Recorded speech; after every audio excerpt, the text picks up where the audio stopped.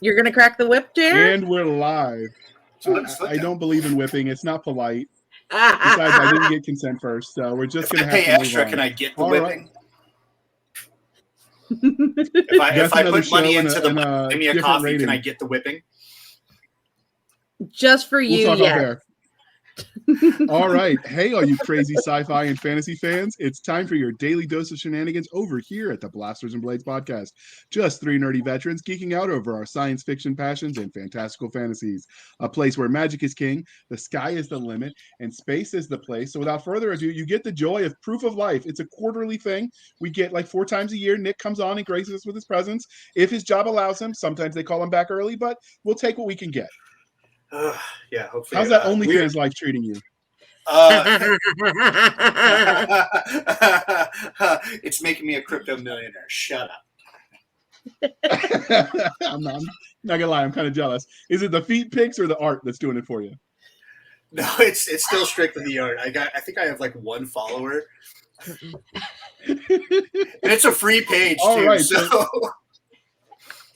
because I thought it was like Patreon, and it was in the beginning until the spicy accountants got involved.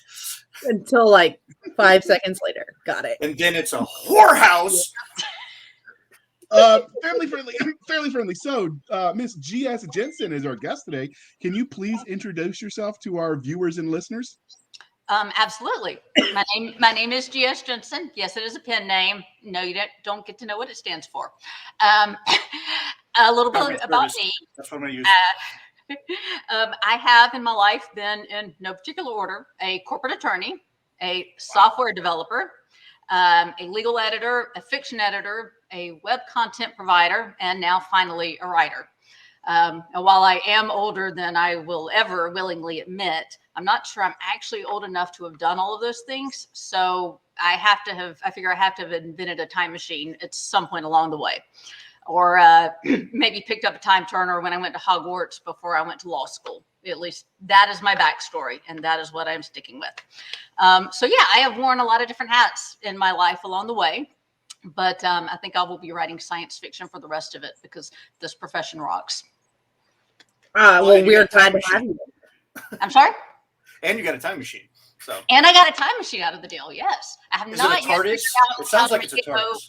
I haven't yet figured out how to make it go forward, unfortunately, which is actually my fondest dream. So I do got to work on that. Well, we'll get you there.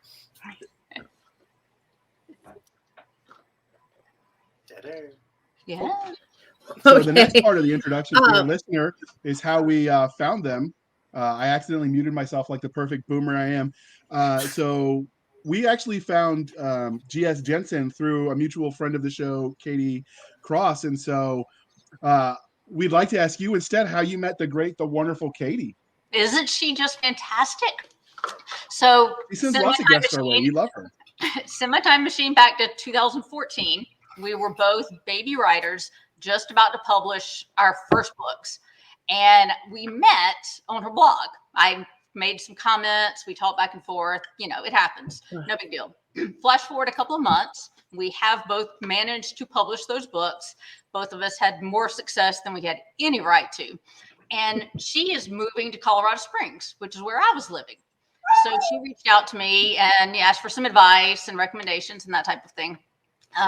Then she decided to pick up the audiobook of Starshine, which was my first book, to listen to on the drive from, I think it was North Carolina to Colorado. That's a long drive. I've done that drive. It is. Kansas alone is just, yeah. Well, and so flat. So endless. You can literally stand there and look at the horizon, and it is so flat that you can see the curve of the earth.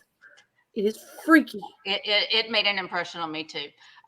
So then, though, the cool thing was she then live tweeted her listening to the audiobook for the entirety of the interminable 2-day drive across the country to Colorado. And like I said, I was still brand new at this. And it was really the first real fan event thing that had happened to me so far. And I thought it was so cool. I was sitting there on Twitter, transfixed, waiting for the next thing that she was going to tweet. You know, oh, I know what comes in the next chapter. How is she going to react to that? And it was the first awesome public thing that I guess had happened to me as a writer. And so then, of course, you got to Colorado Springs. We met, had dinner, and became great real life friends. Wonderful. I love stories like that. Yeah. So,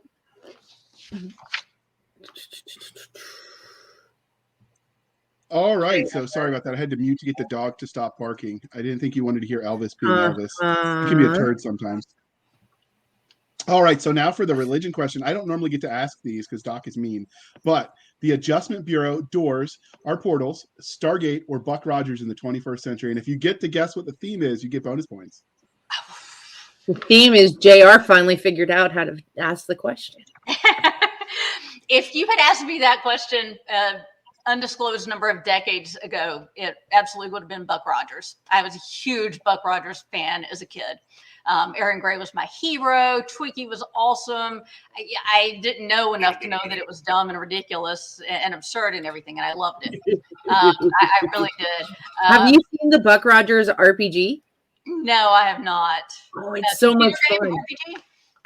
They did an RPG. It was based off of the first gen D&D rules. Wow. I imagine my husband is getting ready to text me right now saying he played it because he has played every single RPG computer game that has ever if you like RPGs and to watch it, go check out Con to Couch on YouTube. They did some videos of the RP of people playing it, and I will admit, motivated self-interest. I was in some of them. There was a lot of fun. That is fun. But my actual answer is Stargate, of course.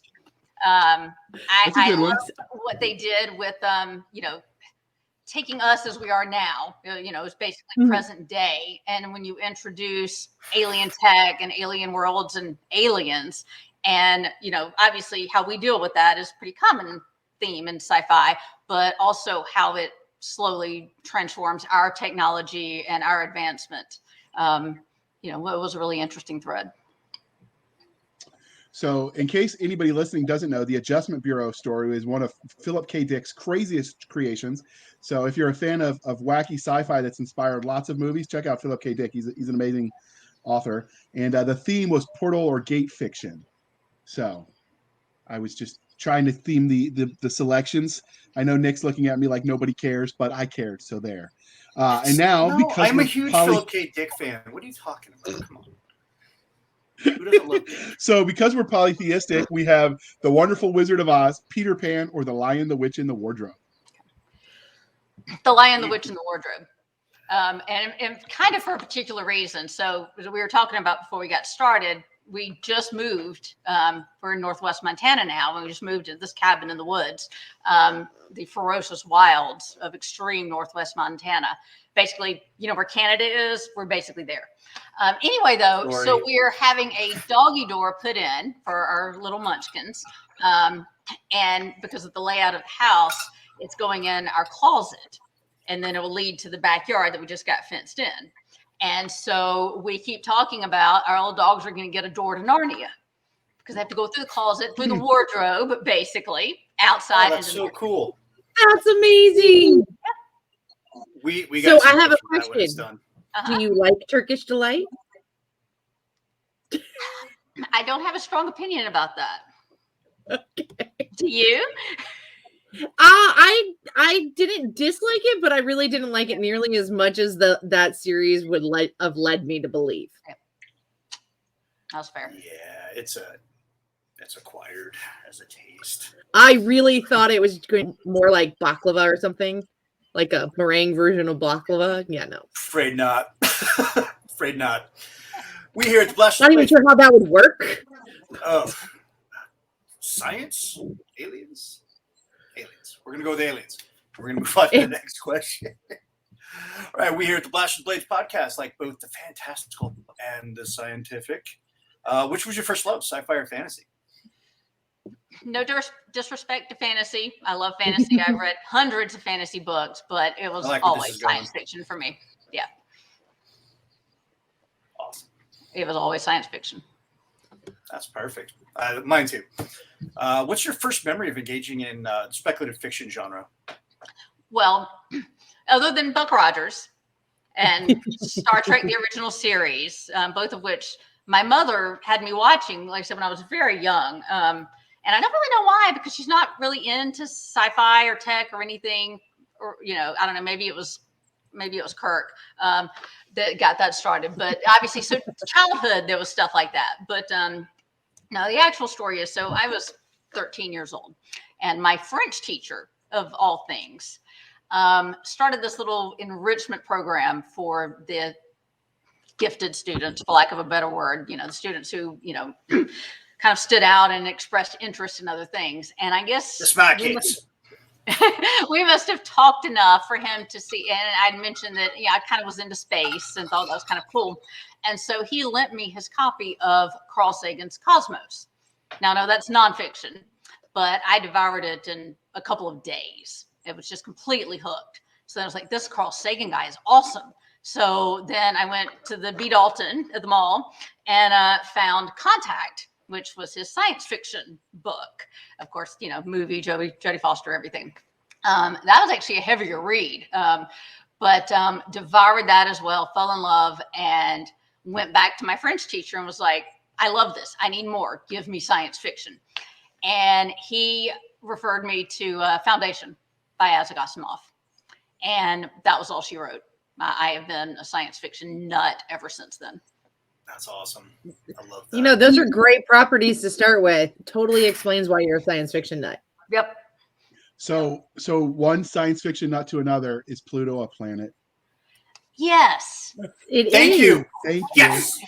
And there has actually been some scholarly discussions and the like very recently about expanding the definition of planets, period, that we're stuck with this very limited definition that really kind of happened by accident within the scientific community.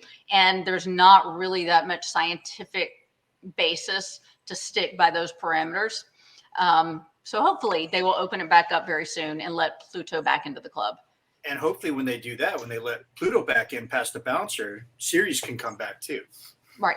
Yeah. I think if they do that, then the gates are wide open. So my favorite T-shirt that I've seen that was nerdy and funny was, "Dear NASA, I was big enough for your mother," signed Pluto. Damn, Gina! Lost my drink. Did it go out your nose? It's so much funnier when it goes out No, it your did nose. not go out my nose, which is really good because I have nothing.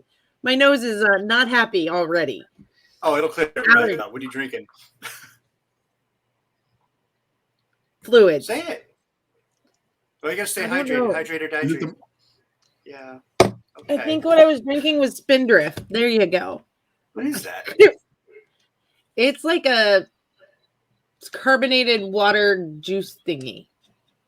No alcohol? Are you okay? No, We almost should rename the podcast "Drunkards Talk About Sci-Fi and Fantasy," because come on, we need to get a beer company or something to sponsor I us. was going to start a podcast about 5 years ago called Whiskey and Comics, and it was going to be about I've heard that. That shouldn't have to name. I heard that about you guys. So I even poured a glass of wine. In my Oh no. The wine This was is on a in show where we all cheers So, to the okay. camera. There we go. Cheers. No. It's just I also need to, get up in the morning. Oh yeah, today's an actual Thursday for you. It's my Friday. Well, that and I really, really had like a craving for soda. Which kind? So I know it's not on nothing. I just we'll wanted get back on something topic, I carbonated. promise. I just wanted something carbonated. So I got my carbonation. I'll talk to you. I'm trying this off whole camera. sobriety and dieting kick. Yeah, good So luck I with just that. got plain coffee with no flavor. It's sad. Coffee is a flavor. It's the flavor of soul. It's straight up. Just I like my coffee with like just army style. Yeah, I like my coffee normally with like French vanilla creamer. I know eventually when I grow up I'll drink it black, but for now, I can't have that because it's calories. JR, I love you, but you say that again. So let's get back air. on sci-fi because that's not sad. Let's get on sci-fi before we listen to the coffee rants from the weirdos. They really are way too into their coffee. All right. Well, all right. So it's my question. If you don't say it, I'll steal the question. No, I know you would too. You're a question thief. What do you love the most about speculative fiction as a genre? So I am a futurist and a tech geek and an optimist. So I love the possibilities. I love the idea that we can do better, we can be better, we can go incredible places. We can get off this planet and actually see the wonders out there, and not just through Hubble. I love the idea that we can one day affect the cosmos, that we can change ourselves for the better. And obviously, I know that's fraught with danger. We can also change ourselves for the worst. Hopefully, we won't. But I prefer to focus on the possibility that we will for the better. That's awesome. Well, I think humanity's come a long way. We still have a good way to go, but we've if you're a student of history, JR, don't get too geeky on this. If you're a student of history, you'll realize we've come a long way from where we were. An incredible amount of, yes. And so we are going to hopefully. The curve looks like this. Yes, the curve looks like this, and hopefully we don't do anything too stupid on the way. If the learning curve was a stock configuration, we'd all be rich. Right. Because we went from when were the Wright brothers? 1906, 19, something like that. 16, 19. Yeah. I don't know. JR was around for that. I'm older than I was, true story. Than my co-host, but I was there. I was a corporal at the time. But within 50 years, we went from glider flight to putting a man on the moon. Yes. So yeah, I mean, speaking of the history of. So let's dive into that history of. Because in addition to being a history major, I also studied sociology. Oh God, no, not you. No, don't bring the science and the obvious into this. We've talked about this. No. Just trust me just a little bit. Let's hold the trust stick. So, 45 seconds. One of the things that they feel like that society changed for the worse was when we lost the ability to expand westward because we settled the globe essentially. And so there is a theory that feels dirty. There is a theory that a space race will give us a new escape valve for humanity that will ease off some of the tension we're seeing globally. So do you think Daddy Elon Musk is going to give us that escape valve and a colony on Mars? I think he absolutely is. Yes. I have not heard that theory before, but it's a reasonable one. That if not the tension, at least that maybe we stagnated at that point. We do need new frontiers. I think humanity to chase. And I think I think NASA will get us, in Blue Origin will get us to the moon, and SpaceX will help with that. But obviously Elon's focus is lasered on Mars. Well, I think we all do. I think humanity tends to do really well with a competition. Also. Of sorts, and a goal. Human creatures are very goal-driven. Purpose-driven creatures, yes. I like space. If I make millions of dollars, I'm doing CX. You guys can go into outer space. I'm going to explore inner space. The ocean, baby. The ocean. I tell you. All right, I dabble in writing stuff. Save us from ourselves. Anyways. So you know how bad it is when I'm the voice of reason? Now that we know that Nick wants to plumb the depths of the oceans, and my soul. What? And my soul, the depths of my soul. You don't have a soul. It's in there. How did your love of speculative fiction translate into you writing stories in it? Slowly at first, and then all at once. Exponential growth again. Right. It actually has kind of ended up that way. Now, there was a brief foray into it. So I was in college and I was taking an advanced level English and writing course. And we had to do a big portfolio on a topic. And I chose environmentalism. This was the early 90s. There was Al Gore and the ozone hole. And, it was all a big thing.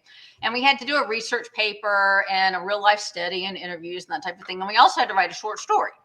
So I wrote a post-apocalyptic short story. Looking back, it's actually pretty similar to Hugh Howey's Wolf series, though that wasn't published yet then. Post-apocalypse, everybody's living underground. And the main character is a man who has to tend to the pipes and that kind of thing. So the air keeps flowing in.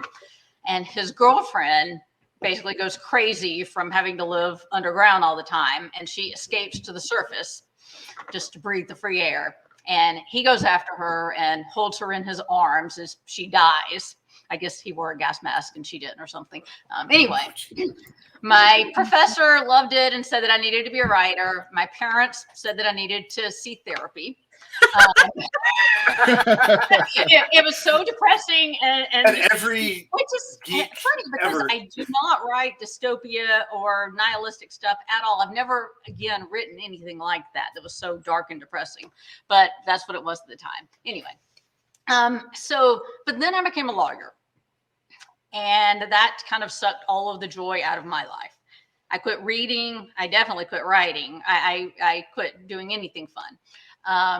And then I stopped being a lawyer for obvious reasons. Gradually started to bring the fun back into my life again. Became a software developer. Coding was the first creative thing that I had done in so long. It was actually, creating something new. Started playing video games. Started going outside, and we'd moved to Colorado, so there were the mountains, and eventually I started writing again. And when it came time to write, there was never any question but that I would write science fiction. Okay, that is a huge from literary nerd to lawyer, then to computers, and then back to literary nerd. That's a heck of a pogo bounce right there going on. I bet you're great at Pong. Wow, that was my attempt to scare people. Thank you for laughing in pity. Okay, so as a consolation, though, lawyers have trained. Yeah, I know, it was a pity laugh. My life as well. So I'm glad you're out of that genre. That career field. Gentlemen. All right, fandom questions, Doc. Lady. Okay, so transitioning to the fan stuff. Actually, I did want to ask, did your time as a software developer, as a lawyer, influence some of your writing? Not any specific, events or circumstances, except that I did get to meet a lot of people, a lot of different people. And so I said I was a corporate lawyer. We did stock offerings, mergers, acquisitions, that type of thing. I spent a lot of time quietly sitting at tables where dynamic personalities were, stealing the thunder and putting on huge performances. That's a nice way of putting it. Right? Wait, that's great because it gives you a lot to pull from in the way of characters. And sometimes you're like, no, that there wouldn't be a person like that. And then you're like, right, no, nobody would actually do that, but actually they would because I had seen it. Yes. So hopefully that does help some of my characters be more realistic and dynamic and that type of thing. I love that you found a really polite way to describe narcissistic personality disorder. Well, I tried. I did. So I do have a question. Have you ever had characters that were inspired by situations you really experienced, and then readers write you and like, there's no way that would really happen. Nobody's like that. And you're thinking, well, actually, Bob, has that ever happened where they called you on it and it was real? Not that anybody has called me on it, but certainly while I have been writing at times, particularly when writing, villains, bad guys, or just the incompetent, especially the incompetent, in fact, I will pause and go, is this really realistic? I mean, any normal human being, they wouldn't think this way, that they would realize what they were doing or what was going on and that type of thing. And then I just have to turn on the news. And I'm like, oh, no, that's right. Never turn on the news. Never do that. Okay. So, but getting into some of the fan stuff. So have you had any really cool fan art ever come up, or somebody cosplay one of your characters? No cosplay yet, but I prepped for this question. I don't know if this is going to show up or not. It's going to be glary. Kind of. It is a little glary. Yeah. But unfortunately, you can't see it. I bet if you put it in your newsletter, maybe fans would sign up to can't see see it. that at all. All right. Yes, I will send you guys a link to where they can see those. So yeah, I've had 3 or 4 drawings and art in all different styles of my main character, Alex. Instead of, because this is what we normally do, Doc was trying to steal my thunder as usual. She's mean to me that way. It's okay. We like it, right, Nick? But if you put it in your next month's newsletter, so this is December, I'll so in enable January, you, sure, why newsletter. If you put it in January's newsletter, we'll throw a sign up to your newsletter, and then you get a 2-for-1 special. They get to look at something cool, and you get new We're a full-service shop here at the Blast and Blades podcast. Excellent. We pride ourselves on it. Well, we're going to pride ourselves. All right, Doc, get us back on track. So, has anybody asked for your autograph out in public?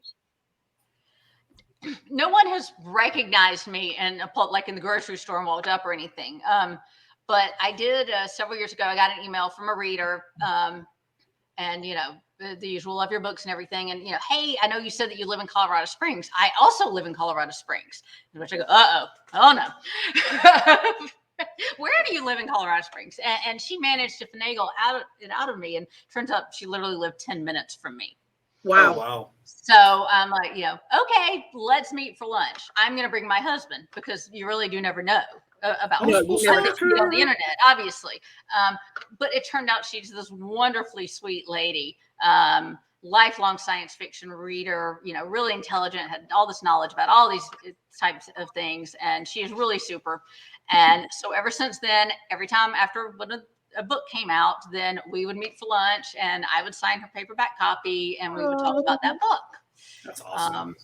As recently as a couple of months ago, right before I moved. I'm sorry, I won't get to do that for the next book now that I'm 2 states away. But you could always road trip it, make it a tradition. It's a long drive. Oh my goodness. It's not Kansas long, but it's a long drive. It is from the border. So, I mean, you did a bit of that. Yeah. So, have you had any really fun, cool fan interaction that you want to tell us about? Like a neat story? Fun story or weird story? Either when you feel more comfortable sharing. Or both. Or both. No, so my husband had a funny thing. He was in the airport. He was on his way to Singapore. He used to be an electrical engineering manager, and he would stand up manufacturing facilities around the world. So he's in the airport, and he sees a woman waiting at a gate as he's going by, and she is actually reading my first book in paperback. So that was the first time that had ever happened. And so he's a really gregarious, friendly guy. So he walks up, hey, are you enjoying that book? And she's like, yeah. Really,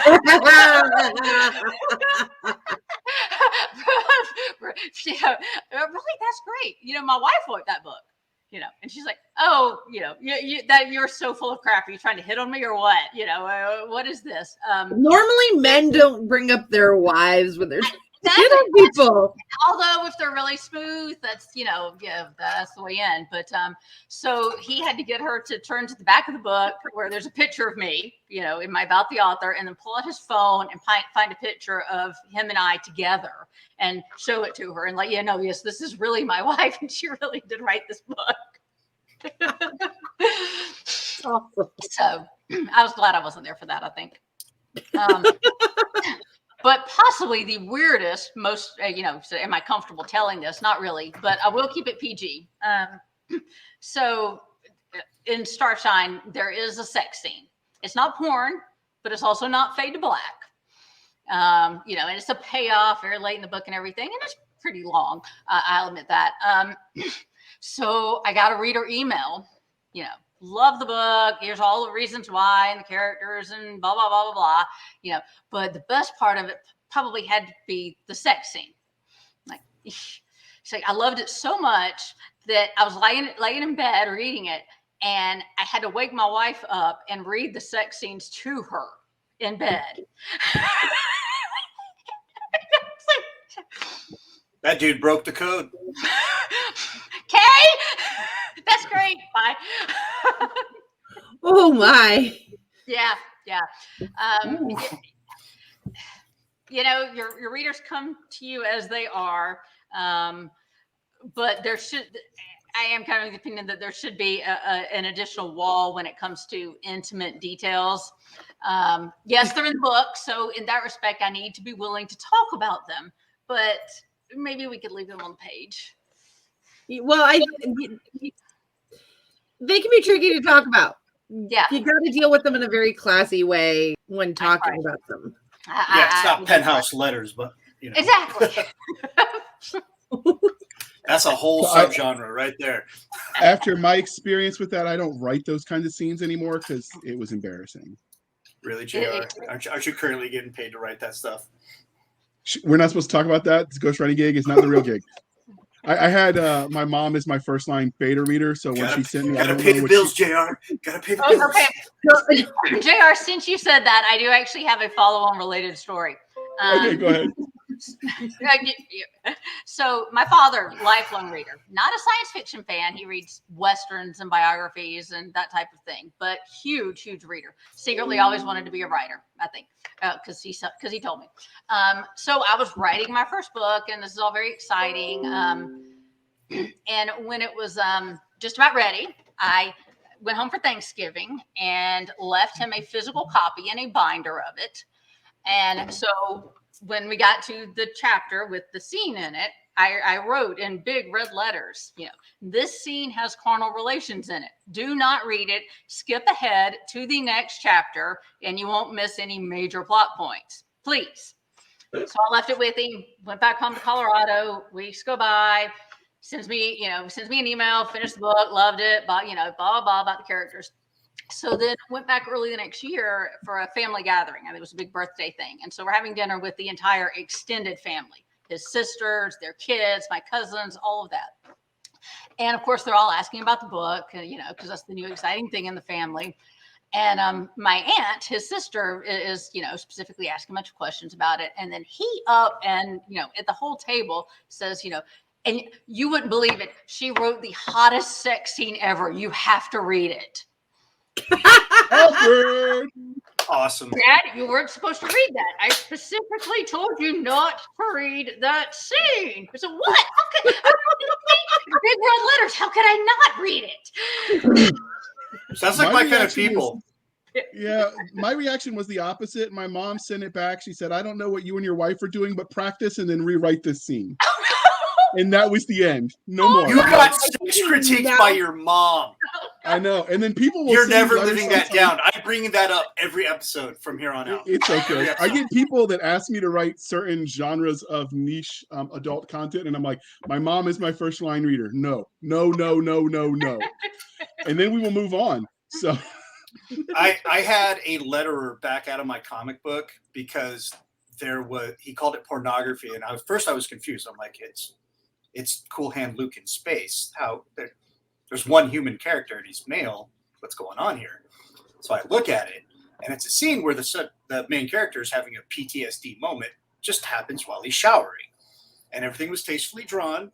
All the wedding tackle was covered with suds and soap. I was like, man, this is crazy. Why would you? People are weird. What can I say? And I'm like, okay, fine. Moving on. I'll just do it myself. I'm sorry that you were offended, and probably should seek counseling because it's not good. All right. So this is the part, Jennsen, where we talk about everything you have written. So can you give us the Reader's Digest highlights of your body of work? Everything. I will, but everybody watching needs to promise not to get intimidated. You can just start at the beginning, and each book leads to the next, and it will all make sense. Okay? So with that, it sounds like my dance teacher. Just follow the dancing butt. I love that there was a disclaimer. Thank you. But the Amaranth universe consists, as of today, of 17 books and 10 short stories. The books are organized into trilogies that are mostly sequential. Aurora Rising is the first trilogy. Then you get Aurora Renegades, then Aurora Resonant, and those 9 books are affectionately referred to collectively as Aurora Rhapsody. There's a lot of musical themes in the books, so there you go. I dig it.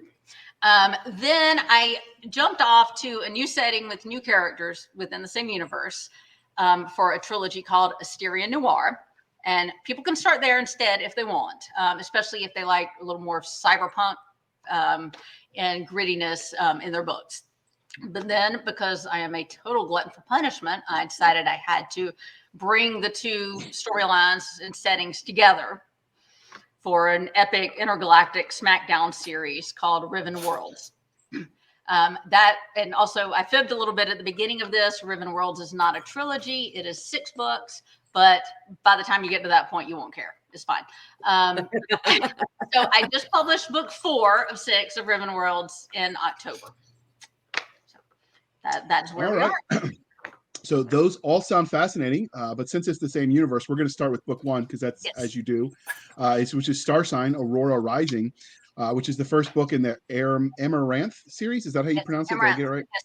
Okay. So where did you get the premise for this universe? How did you come up with the idea for the series? Was it psychedelics, your Ouija board, too much Thanksgiving turkey? Yeah. So when I decided I was going to try this writing thing for real, my own world, my own story and characters and everything. I then promptly spent a lot of time staring off into space, glaring at the screen, beating myself in the forehead, think, what the heck are you going to write? But then, like a gift from the heavens above, I was in the shower one morning, because shower is where you get 70% of all your great ideas. I actually have these wonderful waterproof notepads that stick on the wall in my shower with a waterproof pencil. They're called Aqua Notes. Yep. Saved my butt so many times over writing these series. I didn't have them then, though. But anyway, so I did not know this was a thing. Aqua Notes, AQUA. Yep. We're all writing this down. I don't know if you noticed this. Right? So this image of a woman just popped into my head. She had dark red hair, was pulled back in a ponytail, and she was hanging upside down out of the hull of a small starship in a hangar bay. She had virtual screens spinning around her and everything. The ship was, of course, beautiful with these sleek silver lines and everything. She was obviously working on the ship, and I had the immediate sense that it was her ship. So I was like, that's a great image. What does it mean? And I spent the next couple of weeks asking, who is she? Where is she? When is she? What brought her to this point? And most importantly, how is she going to change the world? Some deep questions. We like it. Yes. I like it. Speaking of deep, we're going to dive off the deep end and take a look at her sexy cover art. And then Nick, being the artsy fartsy person that he is going to talk about it too, because that's what we brought him on for. His artistic genius. Aww. Yeah, don't earn your keep. All right. So this is the cover. Ooh, I like it. So what's the story of this cover art? How did you come up with this? Well, I mean, the story of all my covered art is me loving space art. Even long before I was writing, I mean, I was a nut for DeviantArt and ArtStation, and I've collected thousands of pieces of space art. And then I needed covers. So these artists. This one is a one-off. I don't even know this person's real name. Their moniker is Diverse Pixels. And they were kind enough to give me a license to use this photo. It was originally different colors. I changed the colors because I'm a huge fan of blue. And so this is actually the third cover that Starshine has had, interestingly enough. The first one I did myself because I was too poor to buy any. And then I had a second one, which was much better. But then I came across this piece and I had to make the change one more time. And it was in connection with me doing a hardback of the Starshine. So that was a good excuse. But a lot of my covers are done by a guy named Joseph Barton, aka Joey Jazz. He is an incredible space artist. There are 3 or 4 others that I have that I've used multiple times. Usually I don't commission custom work. I find a piece that I love that I think, fits a book or that I know will fit a future book, and I will acquire a license for it. And then I'll usually screw around with it a little bit. I am an avowed Photoshop amateur. I love playing with it. I can change things, add things, subtract things, mess with the colors, all that kind of stuff. But unfortunately, I cannot actually create the base art myself. I so wish I could. Well, it looks amazing. Nick, do you want to weigh in? You're a yeah, it's a visually striking piece. So good find on that one. Thank you. I like that, just like the way the starships or spacecraft is actually rising. It definitely fits, the lettering on their Aurora Rising. So the cool colors, I like good choice. Font. Really like the font's really cool. Yeah, it's a great piece. It's something I would definitely hang on my wall. Thank you. I use the font for everything in the series. Yeah, it's my branding, so get used to it. No, it's really cool. I like all the planets. I'm sorry. Well, no, I don't use it for the text in the books, but for all of the covers and the headers and all of that type of thing. Even in the book, I JR, like it. you Brussels sprout. I'm a potato. All right, So, Doc, next question is you. What is the 30-second elevator pitch for Starshine? Okay. Because I am terrible at improv and it also actual real life social encounters, I'm going to kind of cheat a little bit and read a little bit.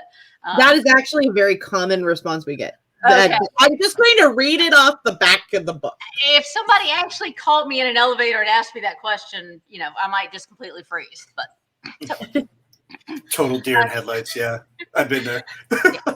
So Starshine is set 300 years in the future, which I figured was enough time for us to work out solutions to the hard problems of space travel. We've got faster than light drives, artificial gravity, gene therapy, advanced cybernetics. We've colonized over 100 worlds and our little corner of the galaxy. The Earth Alliance is the dominant government, but there's also a scrappy semi-confederation who, 25 years before the start of the book, fought a war for its independence and won. The Earth Alliance is still not happy about that. But despite all these technological advances, we're still people. Stubborn, selfish, short-sighted, occasionally downright evil. Also amazing, driven, clever, generous, kind, and occasionally downright heroic. So the struggle between our better and worse natures is a theme that runs through all of the action, adventures, excitement, and drama in the book, of which there is plenty. And at the end of the day, I hope it presents an optimistic vision that dares to believe humanity will prove to be both stronger and better than we believe ourselves to be. There you go. I think it sounds like a fun book. Well, thank you. I hope so. So Jared loves to ask, but loves to make me ask about the next two questions. So what is it that really differentiates the Aurora universe from other sci-fi universes? My readers would probably say the characters. They'd also then say the amazing alien worlds and cool tech that they all wish they had right now. But I think they would mostly say the characters. And also maybe the fact that it's a deep, complex, interwoven story that spans families and generations and governments and galaxies and is full of twists and turns that somehow always ends up coming together in really compelling ways that sticks with you long after you turn the last page. But I think that that's still because of the characters that, made that story happen. So I love the characters because, to be honest, otherwise, if you don't have good characters, otherwise you're just reading a tech manual. Yeah. So, and but what tropes do you think Starshine, Aurora Rising really hits best? Because we love the tropalicious. The what? The tropalicious. The tropalicious. Doc made it up. It's not a real world. It's not. It is words. All words are made up. It's been in print. It's been in print. Tropalicious. Yeah. I mean, I put it in print, but it's still in print. I think the heroic ones, characters that say, screw the rules, screw the bureaucracy, screw surviving. I am going to find a way to save the day. I'll admit that my characters do tend to save the day. Maybe in occasionally almost superhuman ways, but that's why we're reading. I mean, we're reading to see characters do things that we would love to do but can't. So I don't have any problem, imbuing slightly superhuman characteristics into some of my characters. I think sometimes that's great because it gives us, whether we realize it or not, particularly for young readers, it gives them something to aspire to. Absolutely. You will certainly find many tech gadgets, all of the cool tech things that sci-fi fans love in my books. Whiz bang, gee whiz stuff that does really cool things as well. I certainly love writing about that as well. Shiny spaceships, lots and lots of lasers, big space battles. All of that is there in spades too. Nice. Okay. Awesome. Oh wait. Doc. Yes. 23 is you. No way. So can you tell us some about the main character of this book? Sorry. No, hold on. We're going to back that up so it flows a little better. Doc has been on the mommy juice for a little bit. So what subgenres do you think this fits into besides the obvious sci-fi with that glorious cover? Oh, that's funny. Space opera is my fallback, and that's just what I say. Also, action and adventure. But cyberpunk, military, sci-fi, techno thrillers all make appearances. Honestly, writing in a single subgenre would mean that there were rules that I was supposed to follow, and that wasn't really my game plan. I quit being a lawyer for a reason. Well, lots of reasons. Too many rules. But that's a boring story. But it definitely one of the reasons was so I didn't have to follow arcane rules any longer.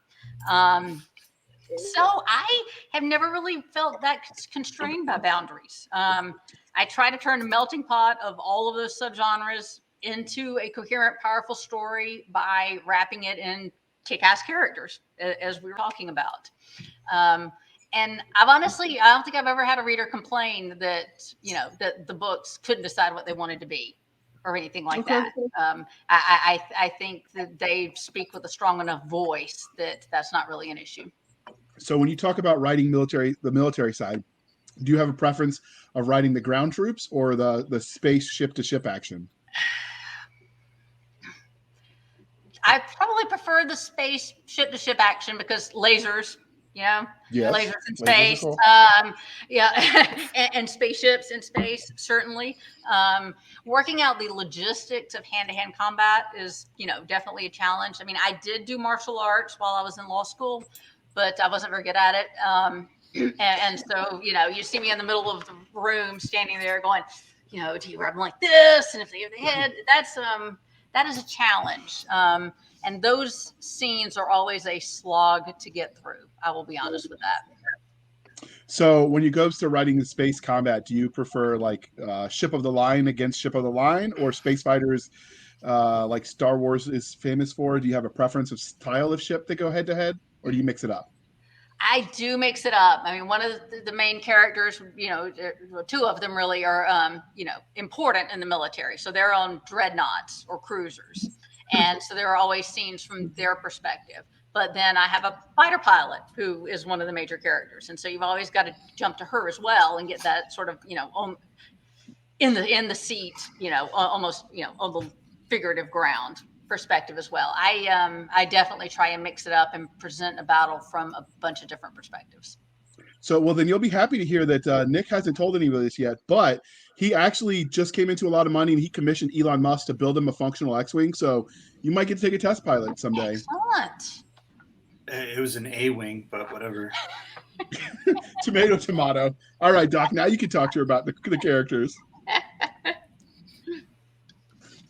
Well, poor Nick, he's having a problem over there. Trying to figure out where he went wrong in rearing you on your Star Wars. But can you tell us some about your main character? I don't think it went wrong anywhere, to be honest. Alex Olive, Alexis, but she goes by Alex, is a space explorer and a freelance scout. But I like to refer to her as a recalcitrant wanderer. She is not your standard heroine of any genre. She's painfully independent, emotionally guarded, somewhat caustic, slow to trust, has a mouth on her, curses like a drunken Russian sailor in both Russian and English. I feel like I know her. You are her, Doc. I think. Oh, thank you. She is driven by her love of the stars and the thrill of discovering the unknown and new discoveries. She is extremely stubborn, but beneath all that, she struggles with buried grief and anger as well. And mostly she hates bureaucracy. She hates governments. She hates anyone telling her what to do. And just, has no time for it at all and has no problem with telling them that. Okay, Nick might be right. Yeah, I'm starting to identify a lot with this character. I haven't even started the book. Told you. While Doc tries to compose herself, Nick, why don't you ask her about the secondary characters and we can save. I love secondary characters. I think they're just as important as the main character. So these are the questions I do love. That's because you are our secondary character. We're all secondary characters. I don't think there's a main character. Oh, hush you. Were there any secondary characters who were especially memorable to you? And if so, can you tell us a little bit about them? my readers are going to be laughing right now because my books have a lot of characters, and not minor throwaway characters either. Many of them started out that way, created them to fulfill a purpose and tried to make them interesting in that purpose. And then they wormed their way into my heart and wouldn't leave. So my books are infamous for having a lot of characters. I should say first off that Caleb Morano is nearly as important as Alex to the story. He is a intelligence agent for the enemy government, a walking weapon who hides a wide streak of compassion beneath his deadly skills and an enigmatic smirk. He also has a staunch personal code of honor. When him and Alex meet each other, of course, they immediately try to kill each other. No. Yeah, as one does. But actually, probably, beyond that, the most interesting character is actually Alex's mother, Miriam. She is an admiral in the Earth Alliance military, but her and Alex are basically estranged for deep family history reasons that, of course, play into the book in deep and meaningful ways. When I created her initially, I intended her to basically be a foil for Alex, a way to bring out Alex's personality traits, her recalcitrance and rebelliousness and that type of thing. And Miriam had other ideas, honestly. And by the third book in the series, she is easily the third most important book in the series. And as it goes on, over half of the amazing things that humanity manages to pull out of its butt would never happen if not for her. There would be no series without Miriam. And I honestly never saw it coming. Nice. Those are the best kind of surprises.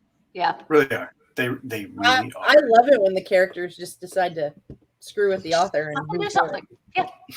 Take on a life of their own. They're like, yes. No, we're not doing that. Yes. And look at the outline and say, oh, that's cute. We're going to go do this other thing instead. Is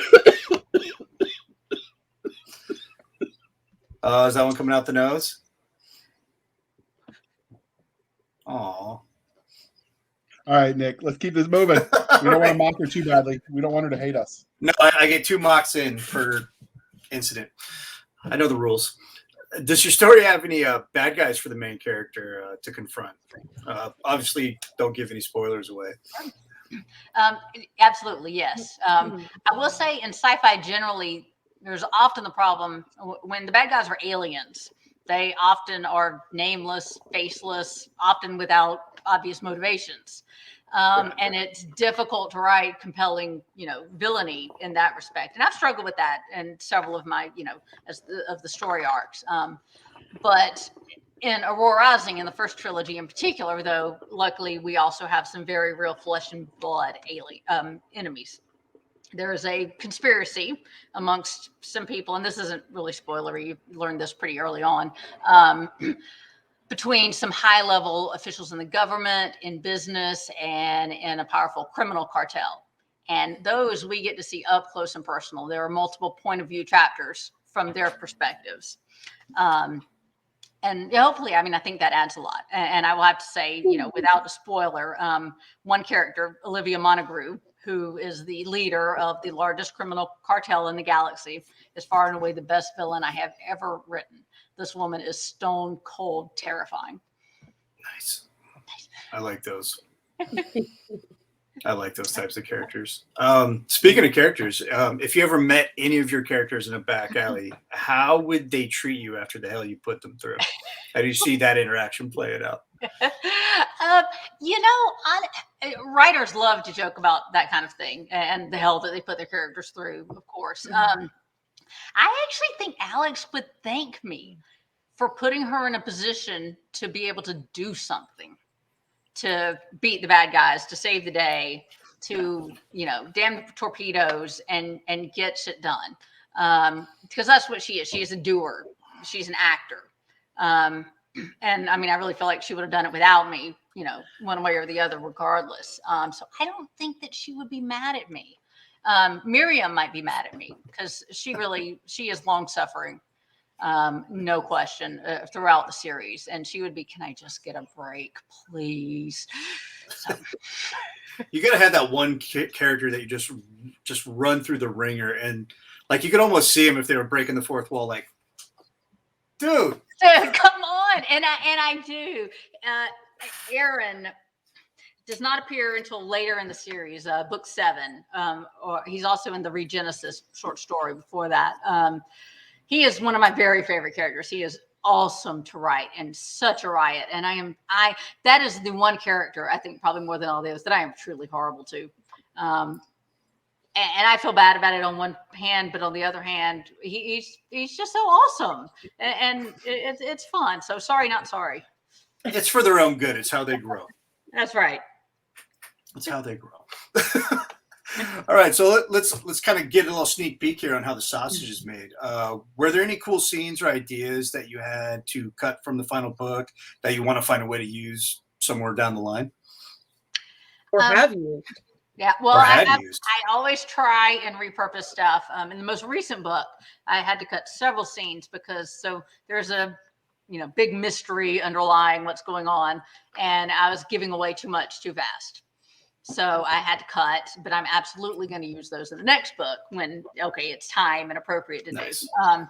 But way back in Starshine, I did have a couple. I had a great scene early on that was Caleb going to his apartment before the big events start happening. And somehow we never, ever actually get to see his apartment again in the entire series. But I cut it for reasons. So the 5th anniversary of Starshine, I did an special annotated hardback version of the book. It has like 220 annotations, my thoughts, little funny stories about scenes and characters and that type of thing. And I also included some appendices that had those cut scenes in it. Also, so readers could get to see it after the fact now. That's pretty cool. I like that. That's a neat way of doing it. It was a lot. I don't think I've ever seen that before. Like a behind the scenes of a book. Like you see it in movies all the time, or like DVDs, annotations in the text, footnotes, basically. This is was the original intent for this character, but it went a different way, or this is a funny thing about when I was writing this scene, this interaction, and that type of thing. It was really neat to do. Yeah, I'm your fan base because I'm a sucker for those behind the scenes, like extended cuts of certain scenes or just straight up deleted scenes. I'll movies that I've seen 100 times. As soon as I get those options, I'll watch that before I watch the movie. So you mentioned that this was the 5th year anniversary. So is that still available for sale, or was that a limited time option? It is available for sale exclusively on my website. So if you go to gsjensen.com/store, then you'll see an entry for Starshine 5th anniversary annotated hardback. But that's the only place you can get it. I like that. That's a neat way of doing it. So, when you were doing that, did you find yourself surprised at all by any of the scenes that you'd written? Because obviously you're going back and rereading book 1 5 years later. When you did that, were you like, oh crap, I wrote that? Oh, that's pretty cool. What did I come up with that? Like, did any of that come out at you? There were a couple of cringe moments, honestly. But I was honest about them. I put that in the footnotes. If I was writing this today, I would not have written this way. I wouldn't have used this word. Looking back on it, I realized that I was, being dumb or callous or insensitive or, whatever. Maybe I would have done this a different way. And that type of thing. And I probably would have done it a different way, but it's out there in the world now. You can't change it. So I tried to be honest about that kind of thing. No, I think that's great. And it's also, cool. We grow as individuals in what we're doing. If we didn't, well, the world would be a very boring place. And most people wouldn't want to read about our lives. And nobody wants to read about your life, Nick. It's okay. Really? Hers, maybe, but not yours. Too much of your life would be redacted. That's true. A lot of times we like to ask about the world because in these universes, in these type of books, the universe is as much a protagonist. So you've talked about some of the tech you've made, but do you have anti-gravity? Do not have anti-gravity. Do have artificial gravity. Okay. Plates, we don't have to spin the ships or anything. Yep.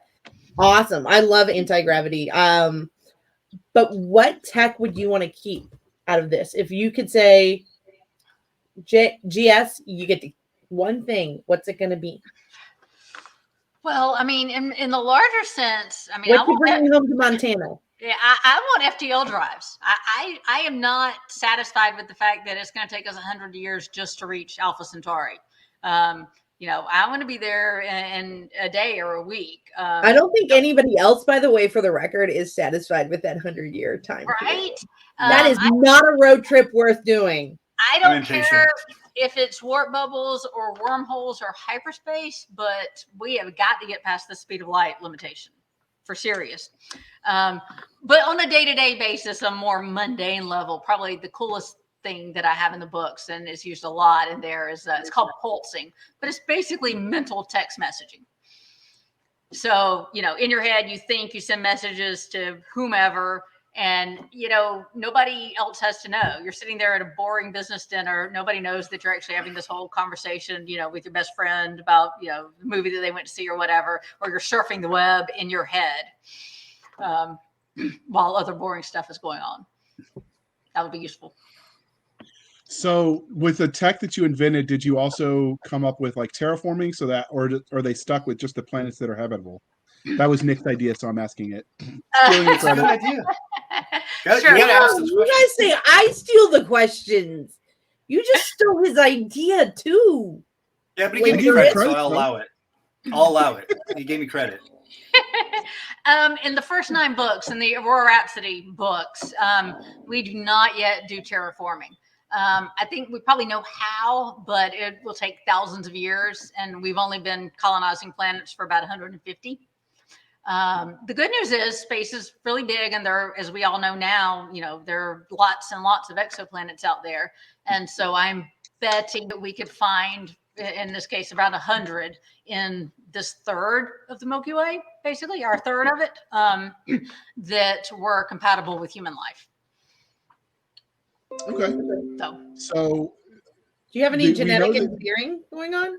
Oh, sure. Yeah. I mean, everybody, genetic engineering in the womb, at birth when you're young, and then tweaking as you get older. Again, at the beginning, starshine, people are living 150 to 200 years. They got cybernetics, they've got gene therapy. They can all be beautiful if they want to, and whatever that means for them. I mean, there's still variety because that means something different for everybody. So we know this is part of a series because it says so on Amazon, and you told us so when we started talking. In the main series, there are 18 books listed, but is their story done? What do you think's next for these characters? Number 18 is on pre-order. It's not out yet, but so like I said, I just published book 4 of Riven Worlds of 6. I typically publish a book about every 6 to 7 months. So that's timeline. My readers have gotten pretty, reliable in counting on that. So after Riven Worlds is done, I am planning on a trilogy of sort of standalone stories. It'll be in the universe and there'll be existing characters, but I want them to stand on their own. So they will be new entry points for people to hopefully come and find the series and the characters and fall in love with them and then go back and start at the beginning. After that, I have a plan for one more major 6-book series that's the big epic space opera involving all of the characters and, a dire threat to life as we know it. Now that series will have a big end. Not an end in which everybody dies, and not an end that forecloses anything else being written in this universe. But that will be the culmination of a really, really, really long story arc.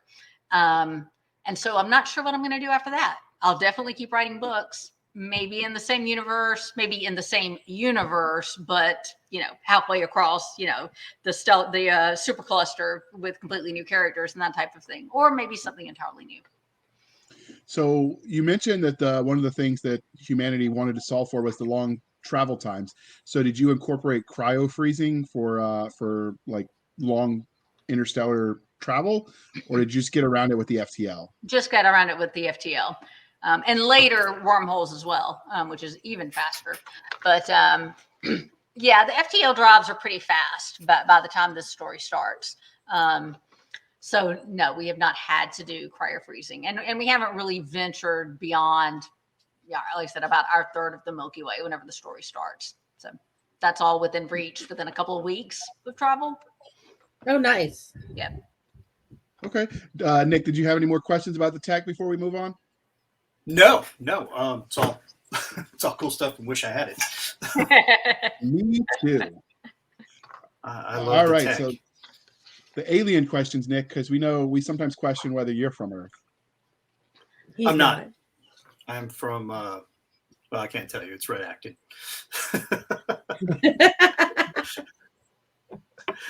All right. So I guess we're on 35, right?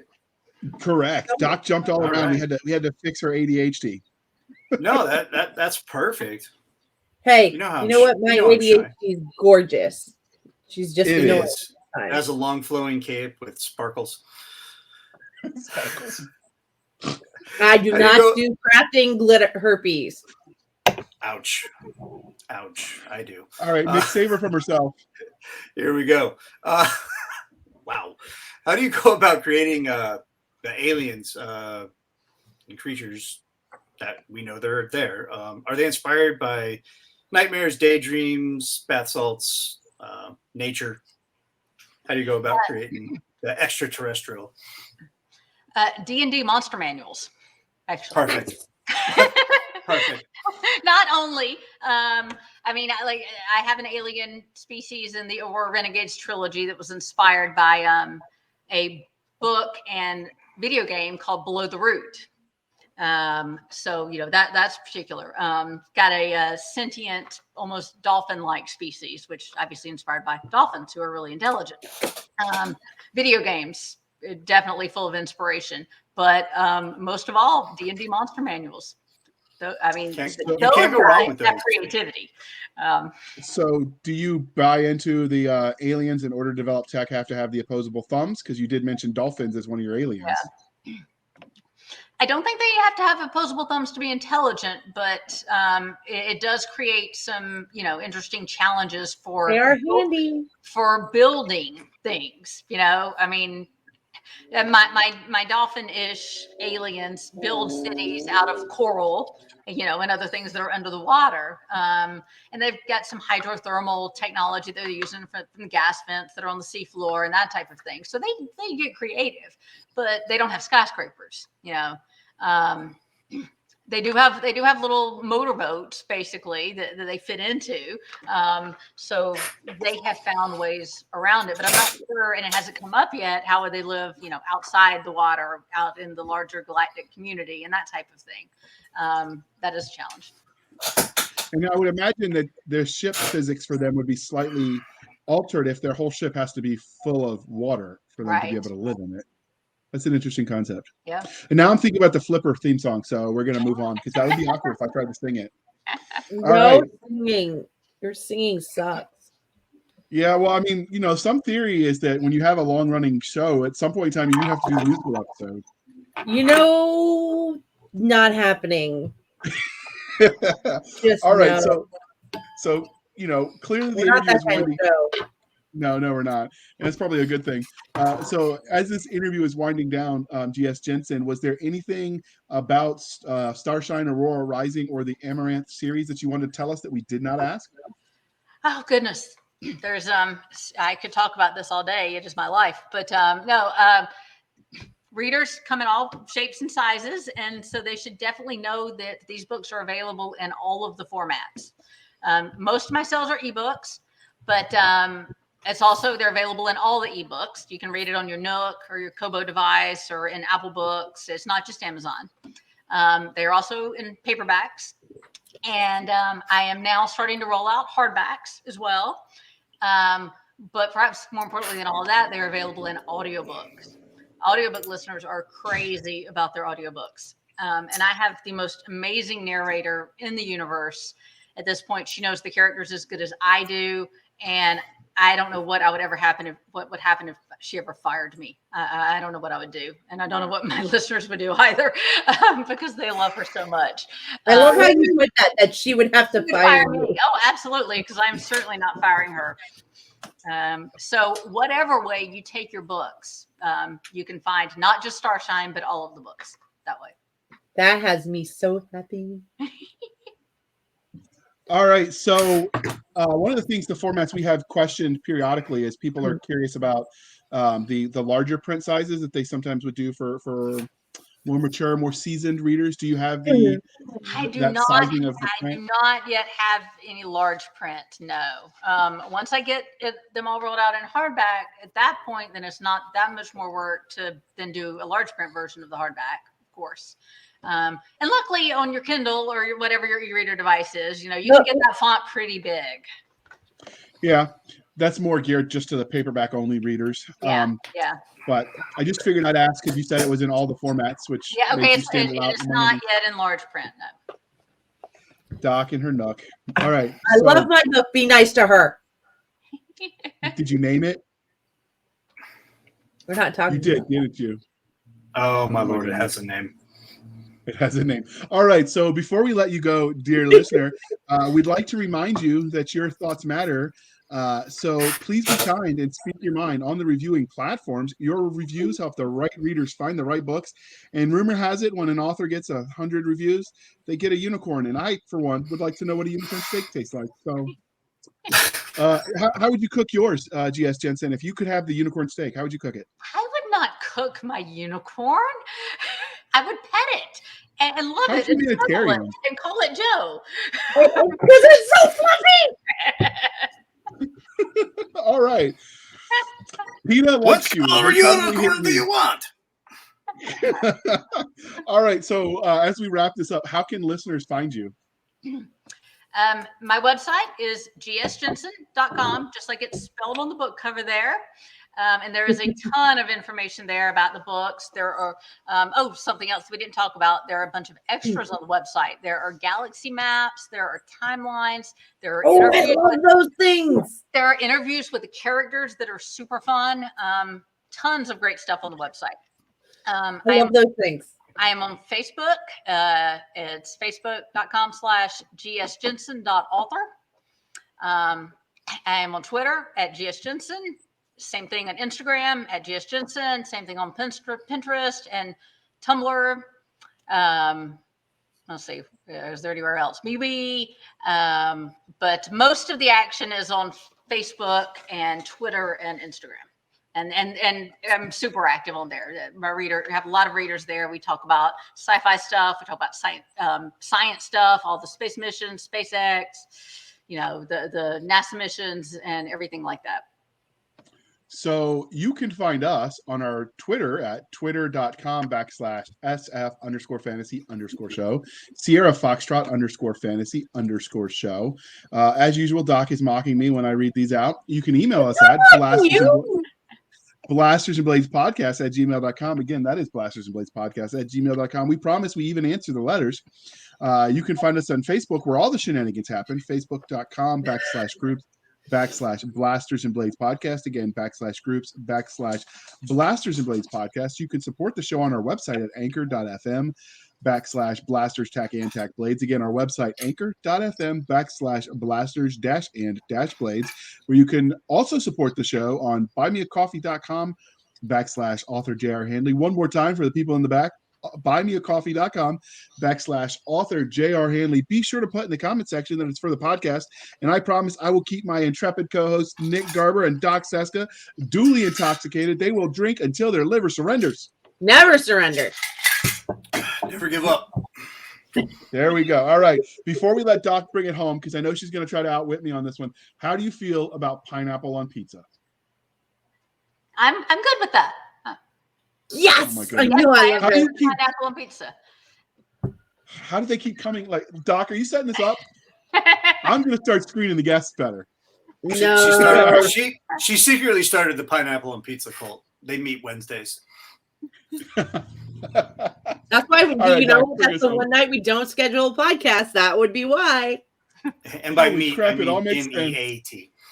The ham. Thank you for spending some of your precious time with us. For the boys who are actually here, Nick Garber, J.R. Handley, I'm Cisca. This was a Blasters and Blades podcast. Be back next week where J.R. learns about more pineapple on pizza. We indulge our love of nerd culture, cheesy jokes, all things that go boom, and of course, amazing literature. All right, Nick, you got any parting words since this is might be the last time we see you for another quarter? Oh my God! Stupid day job? No. JR, his season 2 goal is to be on more often than that. I know it's not his fault that the It's government a keeps season stealing 2 him away. resolution. I can say this word. So Doc, you don't have I was doing important work.